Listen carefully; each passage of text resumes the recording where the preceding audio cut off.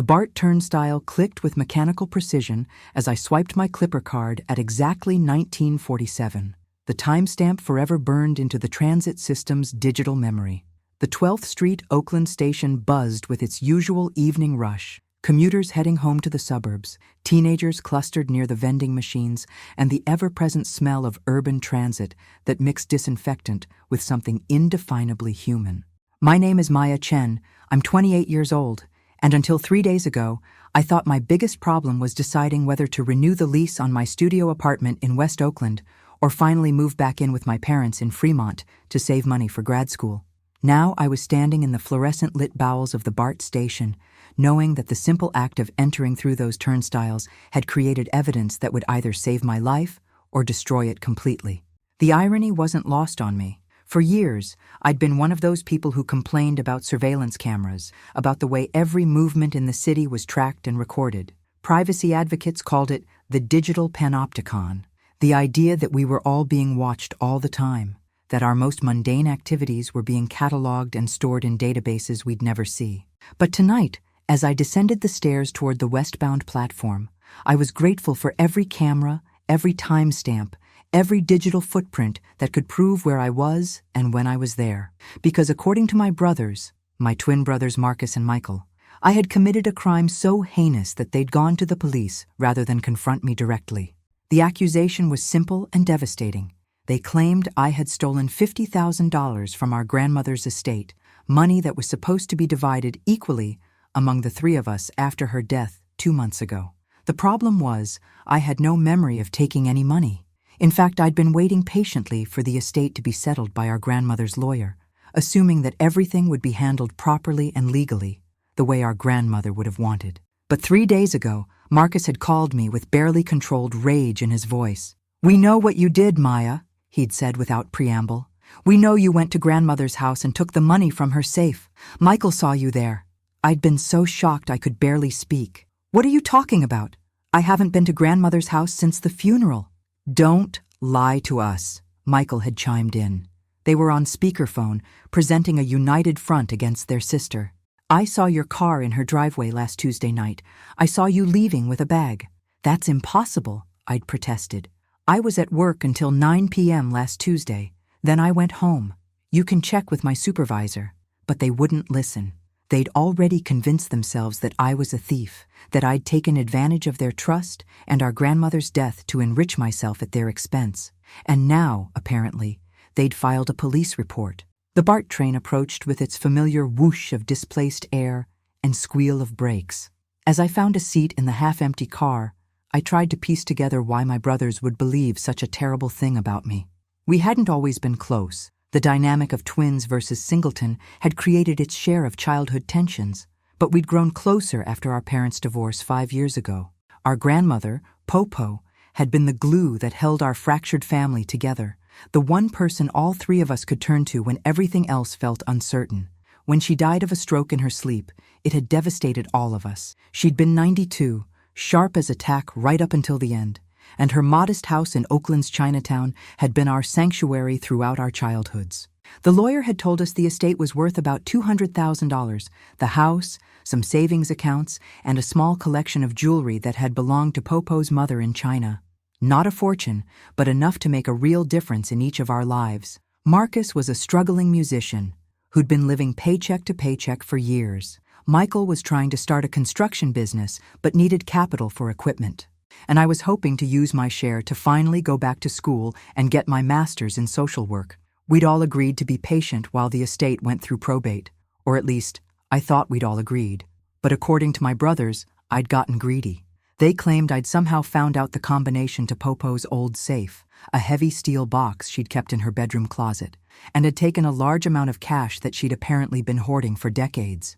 The train pulled into MacArthur Station, and I watched passengers shuffle on and off, everyone absorbed in their phones or lost in their own thoughts. Normal people living normal lives, not accused by their own family members of being thieves and liars. I pulled out my phone and checked the time, 8:15 p.m. In about an hour, I would be sitting across from Transit Officer Jennifer Rodriguez, trying to explain why I needed BART's surveillance footage from last Tuesday night. Officer Rodriguez had been surprisingly understanding when I'd called earlier that day. I'd explained that I was being accused of a crime I didn't commit, that I needed proof of my whereabouts on a specific night, and that BART's records might be the only way to establish my innocence. "We get requests like this sometimes," she'd told me. "Domestic disputes, employment issues, sometimes criminal cases where people need to prove their location. The good news is we keep detailed records, not just the camera footage, but the turnstile data, the clipper card transactions, everything." "How far back do the records go?" I'd asked. 6 months for the detailed stuff. "Your card shows you used BART last Tuesday at 1947, entered at 12th Street, Oakland, exited at Fremont at 2023. Then you entered again at Fremont at 2031 and exited back at 12th Street at 2114. The timeline matched my memory perfectly. I'd taken BART to visit our parents in Fremont after work, stayed for dinner, and returned to Oakland around 9 p.m. I'd been home in my apartment by 9:30, had watched Netflix until midnight, and had gone to bed. There was no way I could have been at Po's house, stealing money from her safe. But as the train pulled into Fremont Station and I prepared to meet with my parents, who still didn't know about the accusations against me, I couldn't shake the feeling that there was something I was missing, some piece of the puzzle that would explain why my brothers were so certain of my guilt. Because identical twins who'd never lied to me before don't usually develop elaborate delusions about their sister being a thief. And Michael claiming he'd seen my car at Po's house wasn't the kind of mistake someone makes lightly, which meant that either my brothers were lying about what they'd seen, or someone who looked like me and drove a car like mine had been at Po's house that night. And if it was the latter, then I wasn't just being falsely accused of theft, I was potentially the victim of something much more sinister than family betrayal. The smell of my mother's cooking, soy sauce, ginger, and garlic, hit me as soon as I walked through the front door of the house where I'd grown up. But instead of the usual comfort that scent brought me, tonight it made my stomach turn with anxiety.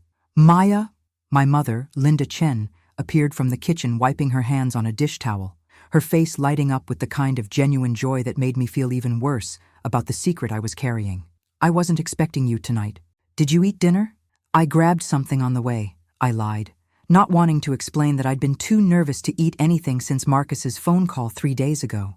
My father, David, emerged from his home office where he'd probably been grading papers. He taught high school mathematics and spent most evenings reviewing homework and preparing lesson plans. At 55, he looked older than his age, the stress of the divorce and our grandmother's death having carved new lines around his eyes.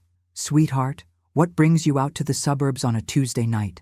he asked, giving me a hug that felt both comforting and guilty at the same time. I couldn't tell them the truth. Not yet.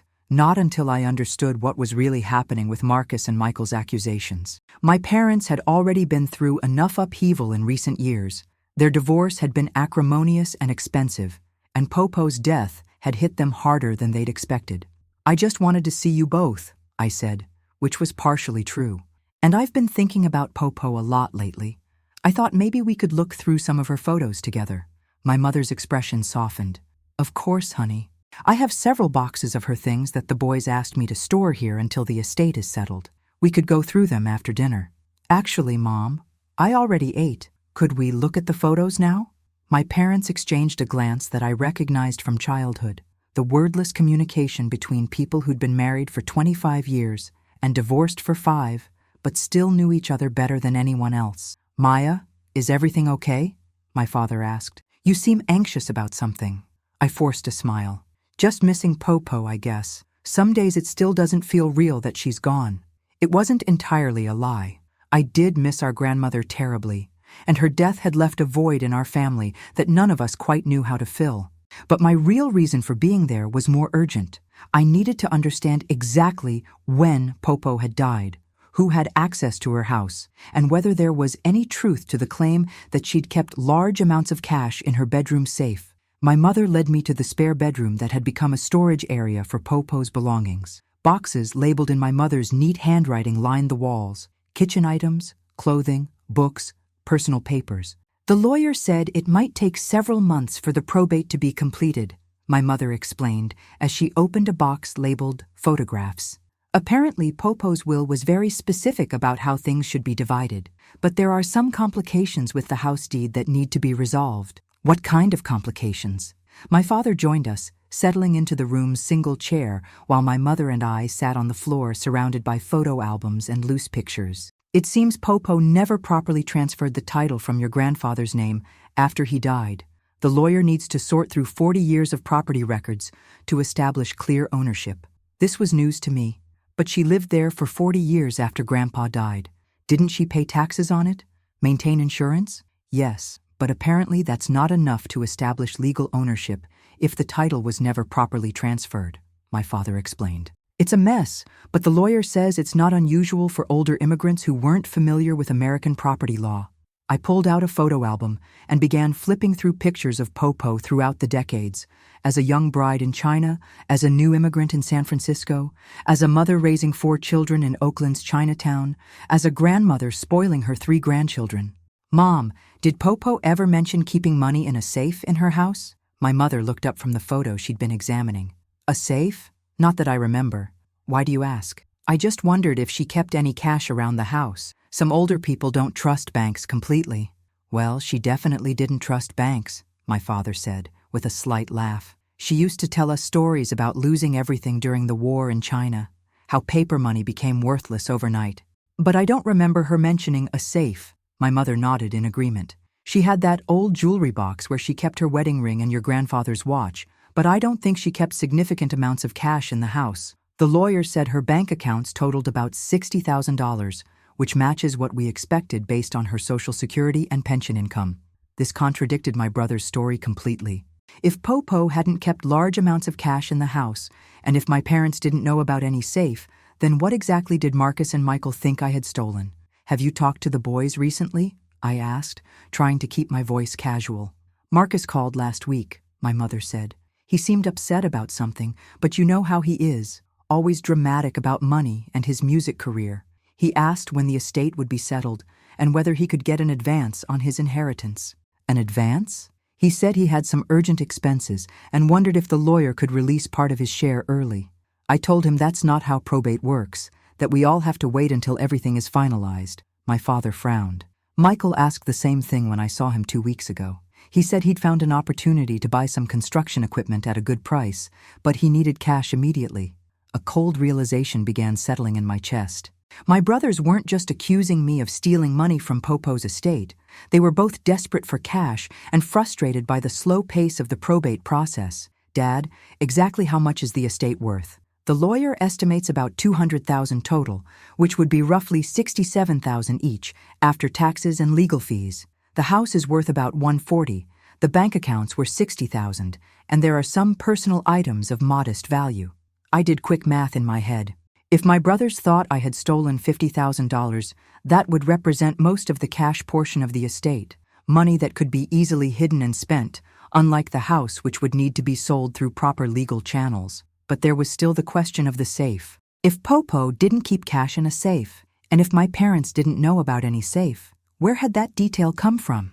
Mom, in all the years you knew Popo, did she ever talk about hiding money or valuables somewhere in the house? My mother thought for a moment. She used to joke about keeping her emergency fund somewhere the government couldn't find it, but I always assumed she was just being dramatic. You know how her generation felt about taxes and bureaucracy. Did she ever show you where this emergency fund was kept? No, and honestly, I thought it was just talk. Popo had lived through so much uncertainty in China, war, revolution, famine, that she always worried about being prepared for disasters that never came. My father leaned forward in his chair. Maya, why are you asking so many questions about money and safes? Is there something we should know about the estate? I realized I'd been pushing too hard, asking questions that would seem strange unless I explained about my brother's accusations. But I wasn't ready to involve my parents in what might turn into a criminal investigation. I've just been wondering if we missed anything when we cleaned out her house, I said. You know how thorough Popo was about everything.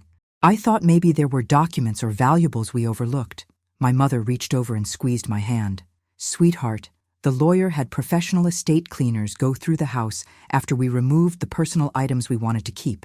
If there had been a safe or hidden money, they would have found it. But even as she said it, I could see doubt creeping into her expression.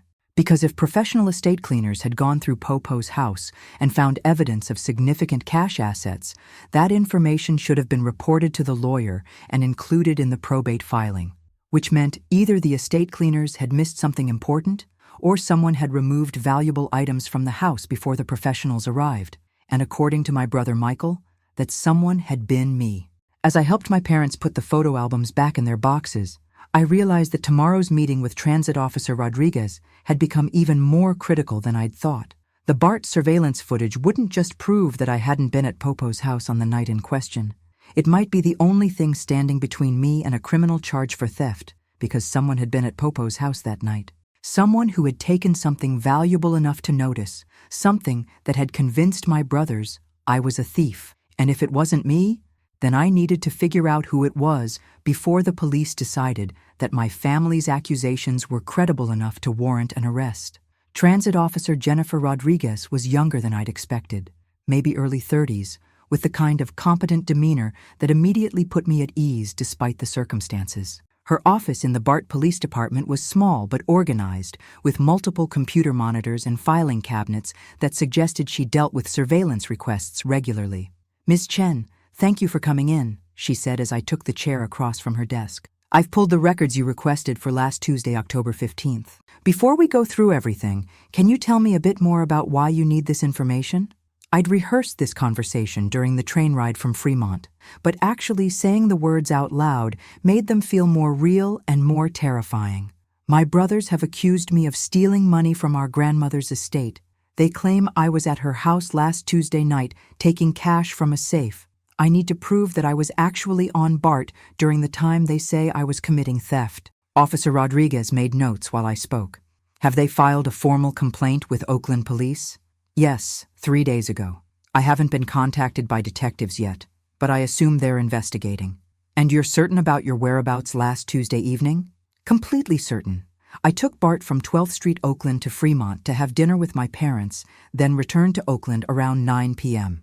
I was never at my grandmother's house." Officer Rodriguez turned to her computer and pulled up what appeared to be a database of transit records. "Let me walk you through what our systems show. Your Clipper card number ending in 7342 shows the following activity on October 15th. She read from the screen. 7:47 p.m. Entry at 12th Street, Oakland Station. 8:23 p.m. Exit at Fremont Station. 8:31 p.m. Entry at Fremont Station. 9:14 p.m. Exit at 12th Street, Oakland Station. The times matched my memory exactly. That's right. I stayed at my parents' house for about 40 minutes. Now, let me show you the surveillance footage." Officer Rodriguez opened another program and began playing video files on her second monitor. The first clip showed the 12th Street Station turnstiles at 7:47 p.m., and there I was, clearly visible, wearing the blue jacket I remembered, swiping my card and walking toward the platform. "The cameras at each station are high resolution and timestamp synchronized," she explained. "Here's you entering at 12th Street, and here's the same timestamp from the Fremont Station cameras showing you exiting the train." The footage was remarkably clear. Anyone watching it would be able to identify me definitively. My height, my clothing, my distinctive way of walking with my left shoulder slightly higher than my right, a quirk I'd had since childhood. "And here's your return trip," Officer Rodriguez continued, showing footage of me entering at Fremont at 8:31 p.m. and exiting at Oakland at 9:14 p.m. I felt relief washing over me as I watched the digital proof of my innocence. This shows I couldn't have been at my grandmother's house between 8:30 and 9:15, right? "Actually, let me ask you about the timing," Officer Rodriguez said. "Where exactly is your grandmother's house located?" 12th and Harrison, in Oakland's Chinatown. "Maybe 6 blocks from the 12th Street BART station." Officer Rodriguez consulted a map on her computer. "So, theoretically, you could have walked from the BART station to your grandmother's house in about 10 minutes. My heart sank. "You mean I could have gone there after I returned from Fremont?" "Well, let's look at the timeline more carefully. You exited BART at 9:14 p.m. How long would it have taken you to walk home to your apartment?" "About 15 minutes. I live in West Oakland, near the 7th Street station. So you would have been home by approximately 9:30 p.m. What did your brother say about the timing of when he saw you at your grandmother's house?" I tried to remember Michael's exact words from our phone conversation 3 days ago. He said he saw my car in her driveway and saw me leaving with a bag, but he didn't specify what time. Officer Rodriguez leaned back in her chair. Ms. Chen, I have to tell you, this footage proves you were on BART at the times you claimed, but it doesn't necessarily prove you weren't at your grandmother's house at some point that evening. But I went straight home after getting off BART. I ordered takeout and watched Netflix until midnight. Can you prove that? Do you have receipts for the takeout order or Netflix viewing history that would show what time you started watching? I pulled out my phone and checked my email. Here, I ordered Chinese food through DoorDash at 9:45 p.m. The driver delivered it at 10:20 p.m. Officer Rodriguez examined my phone screen and made notes. That helps establish your timeline, but there's still a window between 9:14 when you left BART and 9:45 when you ordered food. 30 minutes, I said, realizing how it sounded. 30 minutes when I could have walked to Popo's house, stolen money from a safe, and walked home. I'm not saying that's what happened, Officer Rodriguez said carefully. I'm just explaining what a defense attorney might argue if this case goes to court. The reality of my situation was becoming clearer. The BART footage proved I had been where I said I was, but it didn't completely eliminate the possibility that I had committed the crime my brothers were accusing me of. Officer Rodriguez, there's something else I need to ask you about. My brother Michael claims he saw my car at my grandmother's house that night. Is there any way BART's surveillance system might have captured footage of the parking areas around the 12th Street station? We do have exterior cameras that monitor the parking structures and some street areas. Let me check what we have for that time period. She switched to another computer system and began searching through files. After a few minutes, she found what she was looking for. Here we go. This camera covers the intersection of 12th and Broadway, which is on the route between the BART station and your grandmother's neighborhood. The footage showed the familiar evening scene of downtown Oakland. Pedestrians hurrying along sidewalks, cars navigating through traffic, the usual urban rhythm of a Tuesday night. Officer Rodriguez fast-forwarded through the footage until she reached 9:14 p.m., then played it at normal speed. There I was, exiting the BART station and walking west on 12th Street toward my apartment. But as we watched the footage, something caught my attention that made my blood run cold. About 5 minutes after I appeared walking west, another figure appeared walking east on the same street. A woman about my height and build, wearing dark clothing, moving purposefully toward the direction of Popo's house. Can you replay that section? I asked, my voice barely above a whisper. Officer Rodriguez rewound the footage and played it again. The second woman was only visible for a few seconds as she passed under a streetlight, but there was something familiar about her gait, her posture, the way she held her head. Officer Rodriguez, I said slowly, that woman walking toward Chinatown 5 minutes after I left the station, does she look like me to you? Officer Rodriguez studied the footage carefully. The height and build are similar, and the clothing is dark like yours. But the image quality isn't good enough to make a positive identification. But good enough that someone who knew me might mistake her for me, especially at night? Possibly. I sat back in my chair, my mind racing. If someone who looked like me had been walking toward Popo's house around 9:20 p.m. on the night in question, that could explain how Michael had thought he'd seen me there. But it raised an even more disturbing question. Who was this woman, and why had she been heading toward my grandmother's house at exactly the time when money had allegedly been stolen from Popo's safe? Officer Rodriguez, I need copies of all this footage, I said. Not just the BART station surveillance, but the street camera that showed the woman walking toward Chinatown. I can provide copies for your legal defense, but Ms. Chen, I have to warn you about something. What? If there really was someone else involved in this situation, someone who deliberately tried to frame you for theft, then you might be dealing with something much more serious than a family dispute over inheritance money. I thought about my brother's desperation for cash, their questions about advancing their shares of the estate, and their certainty that I had betrayed the family by stealing from Popo. You think someone is deliberately trying to make me look guilty? I think you need to be very careful, Officer Rodriguez said. And I think you need to consider the possibility that whoever took money from your grandmother's house knew enough about your routine to time their crime for a night when you'd be traveling on BART, creating the perfect opportunity to implicate you. As I left the BART police department with copies of the surveillance footage in my bag, I realized that my family crisis had become something much darker and more complex than I'd imagined. Someone had stolen money from Popo's estate. Someone had deliberately made it look like I was responsible. and someone had convinced my own brothers to file a police report against me. The question was whether that someone was a stranger who had somehow learned about our family's financial situation, or whether it was someone much closer to home, someone who knew about my Tuesday night routine of visiting my parents in Fremont, someone who understood exactly how to manipulate the situation to make me look guilty, someone who might be planning to let me take the blame for their crime. I found Marcus and Michael at Michael's construction office in East Oakland, a converted warehouse space that smelled of sawdust and coffee. They were hunched over blueprints spread across a makeshift table, looking like the united front they'd always presented to the world. Identical twins who moved and thought in synchronization, who had shared everything from a womb to their current financial struggles. They looked up when I walked in, and I saw identical expressions of surprise, followed by something that looked like guilt. "Maya," Marcus said, standing up and crossing his arms. "What are you doing here?" "We need to talk," I said, setting my bag down and pulling out printed copies of the BART surveillance footage. "About your police report, about Popo's money, and about what you really saw last Tuesday night." Michael remained seated, but his hands clenched into fists on the table. "There's nothing to talk about. We know what you did." "Actually, you don't."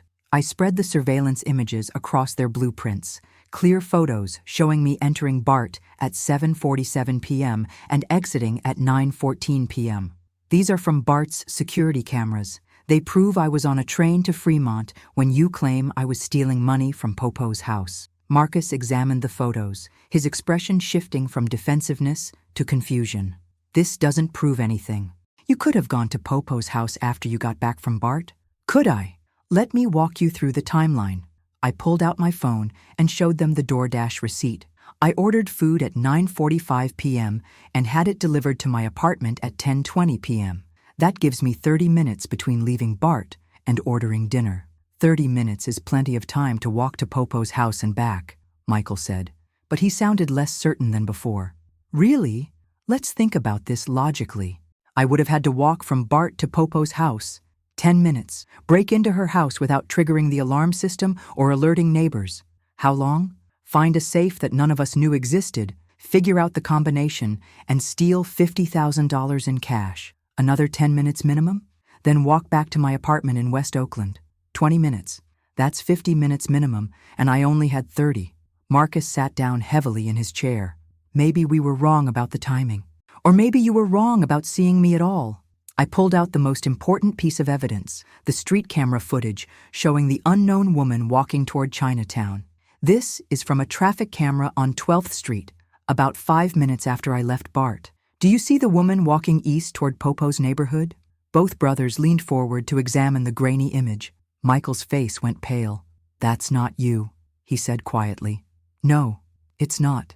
But Michael, if you saw someone from a distance, at night, and she was about my height and build, you might have thought it was me, especially if you expected to see me." "What do you mean, if we expected to see you?" Marcus asked. I took a deep breath, preparing to voice the suspicion that had been growing since my meeting with Officer Rodriguez. "I mean, what if someone wanted you to think you saw me? What if someone deliberately chose Tuesday night because they knew I'd be on BART, creating an alibi that looked suspicious but was actually solid?"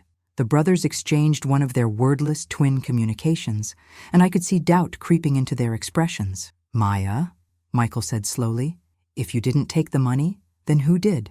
"I don't know yet, but I have some questions that might help us figure it out." I sat down across from them, switching from defense to investigation mode. "First, where exactly is this safe you think I broke into?" Marcus looked uncomfortable. "In Popo's bedroom closet behind her clothes." "And how did you know it existed?" "We found it when we were cleaning out her things after the funeral," Michael said. "It was one of those old fireproof document safes, maybe 2 feet square. The combination lock was already open when we found it." "Already open? What was inside?" "Nothing. It was completely empty, but it was big enough to hold a lot of cash or documents." I felt pieces of the puzzle starting to click together. "So you found an empty safe after Popo died, and you assumed it had contained money that someone stole.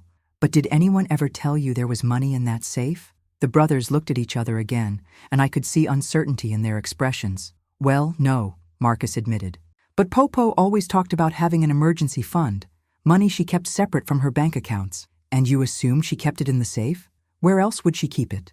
Maybe she didn't keep large amounts of cash at all. Maybe the emergency fund was just another bank account, or maybe it was much smaller than you thought. Michael shook his head stubbornly. Maya, someone broke into that house and took something valuable. The front door lock had been picked, and there were signs that someone had searched through her papers. This was new information. You found evidence of a break-in? Subtle evidence, but yes, the door jamb was scratched around the lock, and Popo's papers were disorganized in a way that wasn't like her. And when did you discover this? The day after we found the empty safe. I went back to get some tools Popo had promised to leave me, and that's when I noticed the door and the papers. Which day was this? Wednesday, October 16th, the day after I thought I saw you there. I pulled out my phone and checked the calendar. So you found evidence of a break-in on Wednesday, the day after you thought you saw me on Tuesday night. Michael, what exactly did you see on Tuesday? Michael rubbed his forehead, looking uncomfortable. I was driving home from a job site around 9:30. I drove past Popo's house, and I saw someone coming out the front door with what looked like a bag or satchel. There was a car parked in the driveway, a small sedan like yours. Did you see the license plate? No, it was too dark. Did you see the person's face? Not clearly, but it was a woman about your size, and she moved like you. Michael, you said you saw this around 9:30, but according to BART records, I didn't get off the train until 9:14. Even if I had somehow gotten to Popo's house immediately, I would have needed at least 15 minutes to walk there. Marcus leaned forward. So you're saying Michael saw someone else? I'm saying Michael saw someone who wanted him to think he was seeing me. But who would do that? Michael asked. Who else would know about Popo's house, about the safe, about our family situation? It was the question I'd been dreading, because the answer implied something much more sinister than random theft. Someone who knew our family well enough to understand our routines, our relationships, and our financial situation, I said carefully. Someone who knew I visited Mom and Dad in Fremont on Tuesday nights. Someone who knew you would be driving past Popo's house at just the right time to witness what looked like me committing a crime. The silence in the warehouse was heavy with implication, because if someone had orchestrated this elaborate frame-up, they had to have intimate knowledge of our family dynamics. Maya, Marcus said quietly, are you suggesting that someone we know is behind this? Before I could answer, my phone rang. The caller ID showed Oakland Police Department. Ms. Chen, this is Detective Sarah Kim with Oakland PD. We need you to come in for questioning regarding a theft report filed by your family members. Can you be here within the hour? I looked at my brothers, both of whom looked stricken by the reality that their police report had triggered an actual criminal investigation. Detective Kim, I'll be there, I said, but I'm bringing evidence that I believe will clear me of any wrongdoing. After I hung up, Marcus reached across the table and took my hand. Maya, we're sorry. We should have talked to you before going to the police. You should have, I agreed. But right now, we need to focus on figuring out who really broke into Popo's house and why they wanted to frame me for it. As I gathered my evidence and prepared to face questioning by Oakland police, I realized that solving this case would require more than just proving my innocence. It would require uncovering why someone had gone to such elaborate lengths to destroy my relationship with my brothers and potentially send me to prison. And based on the sophisticated planning involved, I was beginning to suspect that this wasn't about money at all. It was about something much more personal and much more dangerous. Detective Sarah Kim was nothing like I'd expected.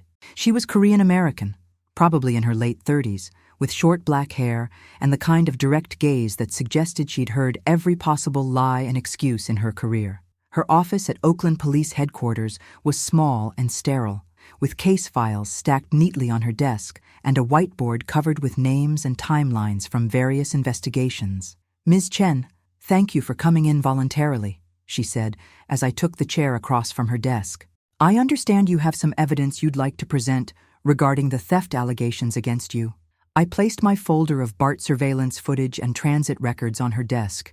Detective, I can prove that I was not at my grandmother's house during the time when money was allegedly stolen from her estate. Detective Kim examined the documents carefully, studying each timestamp and photograph with the attention to detail I'd hoped for.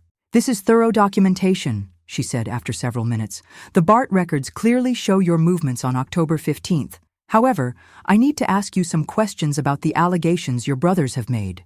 Of course. They claim that approximately $50,000 in cash was taken from your grandmother's house sometime on Tuesday evening, October 15th. Do you have any knowledge of your grandmother keeping large amounts of cash in her residence? None whatsoever. My parents didn't know about any cash either when I asked them. According to the estate lawyer, my grandmother's bank accounts totaled about $60,000, which matches what we expected based on her income. Detective Kim made notes while I spoke. Your brothers also claim that they found evidence of forced entry at the residence.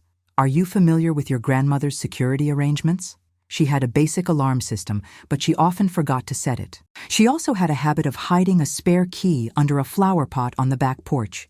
Everyone in the family knew about it, so someone could have entered without forcing the locks. Yes, if they knew about the spare key. Detective Kim leaned back in her chair. Ms. Chen, I've reviewed the initial report filed by your brothers, and there are some inconsistencies that concern me. Would you be willing to help me understand the family dynamics that might be relevant to this case? What kind of dynamics? Financial pressures, disagreements about the estate, anyone who might have motivation to either steal from your grandmother or frame you for theft. It was the question I'd been hoping she would ask, because it meant she was thinking like an investigator rather than just processing an accusation. Detective, both of my brothers have been struggling financially for years. Marcus is a musician who lives paycheck to paycheck, and Michael is trying to start a construction business but needs capital for equipment. They've both asked about getting advances on their inheritance from Popo's estate. Advances? Money before the probate process is complete. The lawyer told my parents that's not possible, but both Marcus and Michael seemed frustrated by having to wait. Detective Kim made more notes. Are you suggesting your brothers might have been motivated to steal from the estate themselves? I hesitated, because accusing my own brothers felt like a betrayal, even though they'd accused me first. I'm suggesting that someone with intimate knowledge of our family situation used that knowledge to frame me.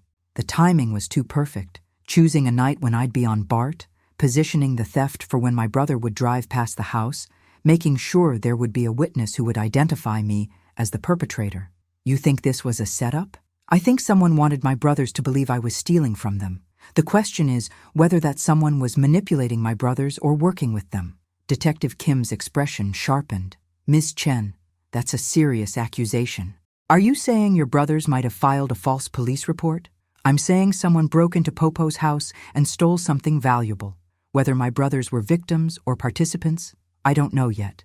Detective Kim stood up and walked to her whiteboard, where she began sketching out a timeline. Let's work through this systematically. Your grandmother died on September 12th. When was the last time you were at her house? The day of the funeral, September 18th. The whole family was there for the reception after the service. And when did your brothers discover the empty safe? According to them, sometime in early October when they were cleaning out her belongings. But the alleged theft occurred on October 15th, several weeks after the safe was discovered? Yes. Detective Kim turned to face me. Ms. Chen, if your brothers found an empty safe in early October, why would they assume it had contained money that was stolen on October 15th? Wouldn't the theft have occurred earlier, closer to when your grandmother died? It was an excellent point, and one that I hadn't considered carefully. Unless the safe wasn't empty when they first found it. Meaning maybe they did find money in the safe initially, and that money was taken later. Or maybe they found something else valuable. Documents, jewelry, something that was worth stealing. Detective Kim sat back down and pulled out a legal pad. Ms. Chen, I'm going to ask you to be completely honest with me because I think there's more to this story than what your brothers have reported. Do you have any reason to suspect that your brothers might have already taken money or valuables from your grandmother's estate? The question hung in the air between us, forcing me to confront a possibility I'd been avoiding. Detective, 3 days ago I would have said absolutely not. My brothers are struggling financially, but they're not thieves. But now I'm wondering if they took something from Popo's house weeks ago, and they're trying to blame me for it to avoid getting caught themselves. Detective Kim leaned forward. What would make you think that? I pulled out my phone and showed her the DoorDash receipt again. This proves I was home ordering food at 9:45 p.m. on October 15th. But detective, I've been ordering from the same Chinese restaurant every Tuesday night for months. It's part of my routine. I visit my parents in Fremont, take BART home, and order takeout for dinner. So your Tuesday routine was predictable. Very predictable. Anyone who knew me well would know exactly when I'd be on BART, exactly when I'd be home, exactly when I'd be ordering food, including your brothers. I nodded reluctantly. Including my brothers. Detective Kim made extensive notes, then looked up at me with the expression that was both sympathetic and professional. Ms. Chen, based on the evidence you've provided and the inconsistencies in your brother's story, I don't believe you committed theft. However, I do believe a theft occurred, and I think your brothers know more about it than they've admitted. What happens now? Now, I'm going to re-interview your brothers separately, review the physical evidence from your grandmother's house, and determine whether they filed a false report or whether they're being truthful about what they observed. And if they filed a false report? Then they could face charges for making false statements to police, and I'll need to investigate what really happened to any money or valuables that might have been taken from your grandmother's estate. As I left the police station, I felt both relief and anxiety. Relief that Detective Kim believed my innocence, but anxiety about what her investigation might reveal about my brother's involvement in the situation. Because if Marcus and Michael had stolen from Popo's estate and tried to frame me for their crime, it meant that two people I'd loved and trusted my entire life had been willing to send me to prison to protect themselves. And if they were capable of that level of betrayal, I had to wonder what else they might be capable of if they felt cornered by Detective Kim's investigation. The BART turnstile had recorded my entry at 1947 on October 15th, creating a digital alibi that proved my innocence. But it had also set in motion a chain of events that was about to expose secrets that might destroy what remained of our family forever. 2 days after my interview with Detective Kim, I received a call that changed everything. Maya, it's Detective Kim. Can you meet me at your grandmother's house this afternoon? There's something I need to show you, and I think you have a right to see it before I arrest your brothers. My stomach dropped. You're arresting them? I have evidence that they not only stole money from your grandmother's estate, but they've been planning to frame you for months. The situation is much worse than we initially thought. An hour later, I stood in Popo's living room, surrounded by the familiar smells and sights of my childhood, while Detective Kim explained how my brothers had betrayed not only me, but our grandmother's memory. We found the safe in your grandmother's bedroom closet, exactly where your brothers said it would be, Detective Kim began. But it wasn't empty when we opened it. Inside were bank statements, insurance documents, and a handwritten ledger that your grandmother kept of her financial transactions. She handed me a photocopy of Popo's handwriting, neat columns of numbers that showed deposits, withdrawals, and running balances dating back several years. According to this ledger, your grandmother had been systematically withdrawing cash from her bank accounts over the past 2 years, keeping approximately $20,000 in the safe as an emergency fund. 20,000? Not 50? I asked. Right. But here's where it gets interesting. Detective Kim flipped to another page of the ledger. The last entry is dated September 20th, 2 days after your grandmother's funeral. It shows a withdrawal of the entire $20,000 with a note, "Emergency fund for the boys. They need help with debts." I stared at the handwriting that was unmistakably Popo's careful script. She gave them the money? Not exactly. According to what we've been able to piece together, your grandmother left specific instructions that if anything happened to her, your brothers could take the emergency fund to help with their financial problems. But there were conditions. Detective Kim pulled out another document, a letter in Popo's handwriting addressed to Marcus and Michael. Your grandmother wanted them to tell you about the money and include you in deciding how it should be used. She didn't want it to be secret, and she didn't want it to cause family problems. I read the letter, tears blurring my vision as I recognized Popo's voice in every word. My dear grandsons, if you are reading this, it means I am gone, and you have found my emergency fund. This money is for all 3 of you to share, but I am trusting you to be honest with Maya about it. She has always been the most responsible of my grandchildren, and I want her to help you use this money wisely. Please do not let greed divide our family. Love, Popo. They took the money and never told me, I said quietly. And when you started asking questions about Popo's finances, they panicked. They realized you might discover what they'd done, so they decided to accuse you of stealing a much larger amount to deflect suspicion from their actions. Detective Kim led me to the kitchen, where she'd set up a laptop computer. This is the most damning evidence. We found this on Michael's phone during a search warrant execution this morning. She played a recording that made my blood run cold. It was Marcus's voice. "The plan is working perfectly. Maya has no idea we took Popo's emergency money, and now that she's asking questions about the estate, we can make it look like she's the one who stole cash from the house." Michael's voice responded, "But what if she can prove she wasn't here that night? She can't prove a negative. We'll say we saw her here, that there was more money than Popo actually kept, and that she took it before the lawyers got involved. Even if she has an alibi for that specific night, suspicion will be enough to keep her from looking too closely at what we actually did." The recording continued with details of how they'd planned to frame me, including deliberately choosing October 15th because they knew I'd be on BART visiting our parents. "They recorded themselves planning to frame you," Detective Kim said. "Apparently they wanted to have a record of their story so they could keep their details consistent when talking to police." I felt sick listening to my brother's voices plotting to destroy my life. How long had they been planning this? Based on phone records and text messages we've recovered, at least 3 weeks. "They took your grandmother's money on September 20th, spent most of it immediately on gambling debts and business expenses, then started panicking when the estate lawyer began asking for detailed financial records.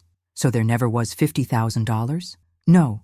They inflated the amount to make the alleged theft seem more serious, thinking it would be harder for you to explain away." Detective Kim closed the laptop and looked at me with sympathy. "Maya, I'm sorry you had to learn about your brother's betrayal this way, but I wanted you to understand the full scope of what they did before they're arrested." "When will that happen?" "Today. We have warrants for fraud, filing false police reports, and conspiracy. They'll probably be released on bail, but they'll face serious charges." As we left Popo's house, I realized that the BART turnstile recording my entry at 1947 had been more than just an alibi. It had been the first piece of evidence in unraveling a conspiracy that revealed how little I really knew about the people closest to me. My brothers, the twins who had shared everything with each other their entire lives, had been willing to destroy my life to cover up their theft from our grandmother's estate. They had counted on family loyalty to prevent me from fighting back too hard against their accusations. They hadn't counted on digital surveillance creating an unshakable record of my innocence. 3 months later, Marcus and Michael pleaded guilty to fraud and false reporting charges. They received 2 years probation and were ordered to pay restitution to Popo's estate. The $20,000 they'd taken and spent was eventually recovered through wage garnishment and asset seizure. But the real cost of their betrayal couldn't be measured in money. Our family had been shattered by greed and desperation, and the trust that had held us together through decades of changes and challenges was gone forever. The BART surveillance footage that had saved me from criminal prosecution became evidence in their conviction. The same digital systems that had recorded my innocent journey to Fremont had also captured their conspiracy through phone records and text messages. Detective Kim called me the day after their sentencing. "Maya, I wanted you to know that your grandmother's estate has been settled. Your share comes to about $67,000, just as the lawyer originally estimated." I thought about Popo's letter, her wish that her grandchildren would stay united and use her money wisely. Instead, her emergency fund had torn us apart and revealed the worst in the people I'd trusted most. "Detective, there's something I still don't understand. Why did they think they could get away with framing me? Because they assumed you'd never fight back hard enough to expose their lies. They counted on family loyalty to protect them, even while they were destroying you. 6 months later, I used my inheritance to start graduate school in social work, just as I'd planned. But I never spoke to Marcus or Michael again. Some betrayals are too deep to forgive. Some trust too broken to repair. The BART turnstile at 12th Street, Oakland, still records thousands of entries every day at 1947 and every other minute. Most of those entries represent routine commutes, ordinary moments in ordinary lives. But for me, 1947 will always represent the moment when digital surveillance saved me from a crime I didn't commit and revealed a family conspiracy I never saw coming. Sometimes the most important evidence isn't what proves you guilty. It's what proves everyone else wrong.